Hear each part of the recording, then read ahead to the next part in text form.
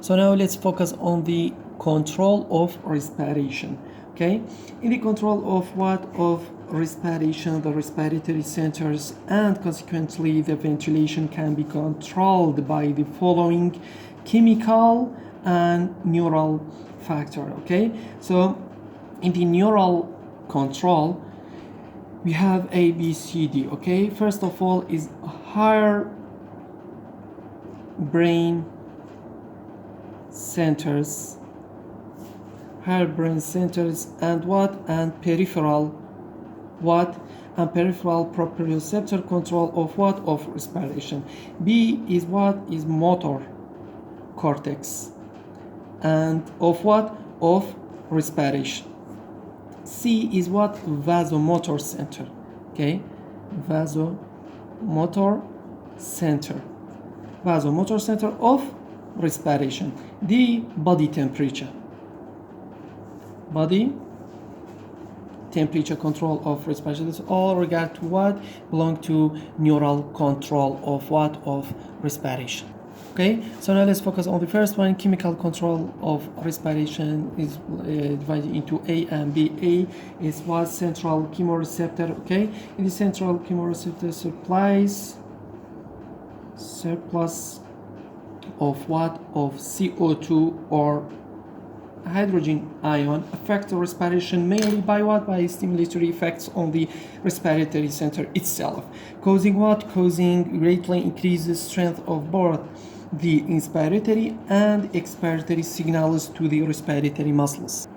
Okay, so the resulting increase in what? In ventilation 4 times. Okay, or 4-fold increase caused by decreased what? The blood pH. Okay, or 11-fold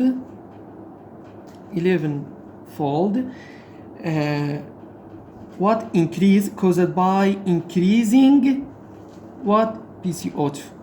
Okay, so increases the elimination of CO2 from the blood. This also removes hydrogen ion from the blood because decreases CO2 also decreases the blood carbonic acid. Okay, so it's believed that the blood CO2 and hydrogen do not affect the respiratory center directly. Okay, so it has especially potent factors on increasing the degree of activity of both inspiratory center, increasing both the rate of rise of the respiratory ramp signals and also the intensity of the what? Of the signal. Okay, however, hydrogen ion don't easily cross either the blood-brain barrier or the blood cerebrospinal fluid barrier. Okay, for this reason, changes in hydrogen concentration in the blood actually have considerable less effect in stimulating the chemosensitive neurons than do changes in CO2. Why? This is because CO2 passes through the blood-brain barrier and blood cerebrospinal fluid barrier very easily. So consequently, whenever the blood CO2 concentration increases, the PCO2 in both the interstitial fluid of the medulla and in the cerebrospinal fluid also increase. In both of these fluids, the CO2 immediately reacted with what? With the water to form carbonic acid, which dissociates into hydrogen ion and bicarbonates. Okay, so thus paradoxically more hydrogen ion are released into the respiratory chemosensitive sensory area when the blood CO2 concentration increases than when the blood hydrogen concentration increases. Okay, this is regarding the A belongs to the what? Chemocontrol receptor, and the B we have peripheral chemoreceptor, we have carotid and what? And aortic bodies.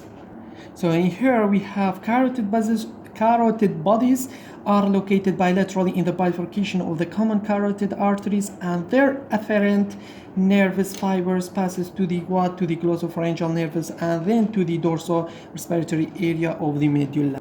Okay, while the aortic bodies are located along the arch of the aorta, and their afferent fibers pass through the vagi to the what? To the dorsal respiratory area.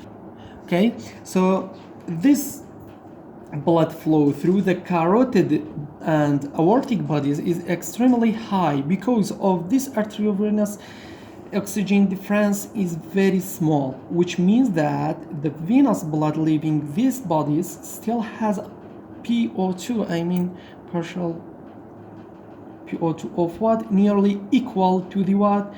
Of the arterial blood.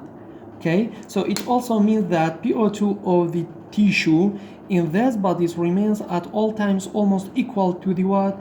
To the of the arterial blood. Okay, so now both carotid and aortic bodies are more influenced by what? By two. The first one, we have what? We have arterial PO2, okay, which is determined by what? By amount of what? Of dissolved oxygen rather than by arterial oxygen content. While the second one, we have what? Increased in what? In CO2 or hydrogen ion concentration also excites the chemoreceptor, and in this way indirectly increase respiratory activity.